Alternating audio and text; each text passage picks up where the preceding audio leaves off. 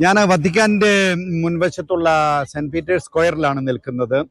അപ്പോൾ അവിടെ നമുക്ക് കാണാം ആ ഒരു മുറിയാണ് പാപ്പായുടെ മുറി. പക്ഷെ വളരെ ലളിതമായിട്ടുള്ള ജീവിത ശൈലികൾ അദ്ദേഹം ആഗ്രഹിക്കുന്നത് കൊണ്ട് സാന്താമാർത്തയിലുള്ള ഒരു സാധാരണ മുറിയിലേക്ക് മാറുകയും അപ്പോൾ ഇവിടെ വിശ്വാസികളെല്ലാം ആകാംക്ഷയോടുകൂടി പാപ്പായുടെ ആരോഗ്യത്തെക്കുറിച്ച് അന്വേഷിച്ചുകൊണ്ടിരിക്കുകയാണ്. അദ്ദേഹം ഇന്ന് വൈകുന്നേരവും ജമല്ലിയിലാണ്. ജമല്ലിയിലെ അവസാനത്തെ മെഡിക്കൽ ബുള്ളറ്റിനകത്ത് പറയുന്നത് അദ്ദേഹത്തിന്റെ ക്രിട്ടിക്കൽ സ്റ്റേജ് മാറിയിട്ടില്ല എന്നുള്ളതാണ്. അതോടൊപ്പം തന്നെ ഇന്നലെ രാത്രിയിൽ അദ്ദേഹത്തിന് ശ്വാസകോശ സംബന്ധമായിട്ടുള്ള ഒരു തടസ്സങ്ങൾ ഉണ്ടാകുകയും അതിനുശേഷം ഓക്സിജൻ ഘടിപ്പിക്കുകയും ചെയ്തു. അപ്പോൾ പിന്നെ അതുപോലെ തന്നെ ബ്ലഡ് അനാലിസിസിൽ കണ്ടത് അദ്ദേഹത്തിന് പ്ലേറ്റ്ലേറ്റ് കുറവായിരുന്നു, അതോടൊപ്പം തന്നെ രക്തം കുറവായിരുന്നു. രക്തം അദ്ദേഹത്തിന് ദാനം ചെയ്യുകയും അങ്ങനെ ട്രാൻസ്മിഷൻ നടത്തുകയും ചെയ്തു. അപ്പോൾ ഇന്നലെ രാത്രി ഉറങ്ങി എന്നാണ് പറയുന്നത്. അതോടൊപ്പം തന്നെ കസേരയിൽ ഇരുന്നു.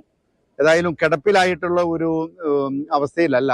ഈ മാർപ്പാപ്പയെ സംബന്ധിച്ചിടത്തോളം ഏകദേശം 12 വർഷങ്ങളായി അദ്ദേഹം മാർപ്പാപ്പായ ശേഷം ഈ മാർപ്പാപ്പായുടെ ഈ ജീവിത ശൈലികൾ, അദ്ദേഹത്തിൻ്റെ ആ ജീവിതത്തിൽ അദ്ദേഹം ചെയ്തു കൂട്ടുന്ന ആ നല്ല പ്രവർത്തികൾ ലോകത്തെമ്പാടും എല്ലാവരും ആകാംക്ഷയോടുകൂടി കാത്തിരിക്കുന്ന ഒരു കാര്യമാണ്.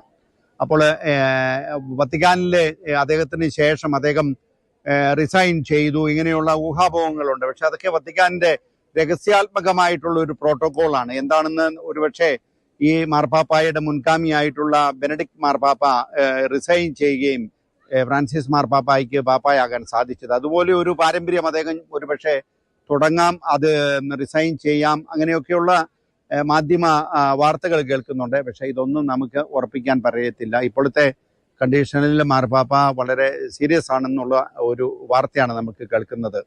അപ്പോൾ ഞാൻ ഈ വാർത്തകൾ വത്തിക്കാൻ്റെ സെന്റ് പീറ്റേഴ്സ് സ്ക്വയറിൽ നിന്ന് ജോസ് ഫിലിപ്പ് നിങ്ങൾക്ക് വേണ്ടി നമുക്കെല്ലാവർക്കും പാപ്പായുടെ ഈ ഒരു നല്ല ആരോഗ്യത്തിന് വേണ്ടിയിട്ട് പ്രാർത്ഥിക്കാം.